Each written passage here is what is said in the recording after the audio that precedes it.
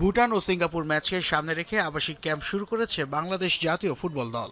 লিগের সেরা ফুটবলারদের নিয়ে হেভিয়ার ক্যাবরেরা দল সাজিয়েছেন বলে মত আলফাজ আহমেদের। এফসি এশিয়ান কাপ কোয়ালিফায়ারে ভারত ম্যাচের চেয়ে এবারে দল বেশ ভারসাম্য বলে দাবি করেন পেশাদার লিগে প্রথমবারের মতো মোহামেডান স্পোর্টিং ক্লাবকে চ্যাম্পিয়ন করায় এই কোচ।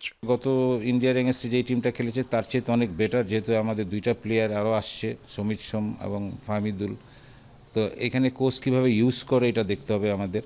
এইখান থেকে আসলে একটা টিমের সেট আপ তৈরি হতে পারে, কম্বিনেশন তৈরি হতে পারে। এখান থেকে কোচ এই ম্যাচ থেকে আরও অনেক কিছু শিখতে পারে।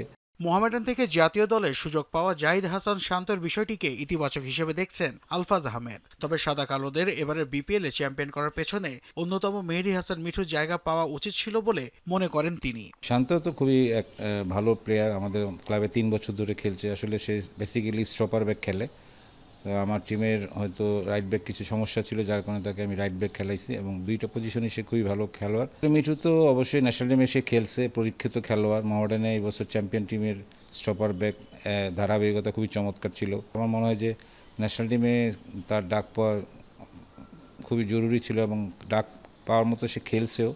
রক্ষণ ও মিডফিল্ডে পরীক্ষিতরা সুযোগ পেলেও এখনও জেনুইন স্ট্রাইকারের অভাব রয়েছে বলে দাবি আলফাজ আহমেদের। রাকিব হোসেনের পাশাপাশি আলামিনকেও পরখ করে দেখার পরামর্শ তার। আমাদের দেশে নাম্বার 9 প্লেয়ার নাই, এটা আমরা সবাই জানি। এখন সেইটাকে কীভাবে কাজে লাগায় সেটা তার ব্যাপার। আমার মনে হয় যে এই জায়গাটাই আমাদের উন্নতি করার দরকার ছিল। রাকিবকে হয়তো স্ট্রাইকার খেলাইতে পারে।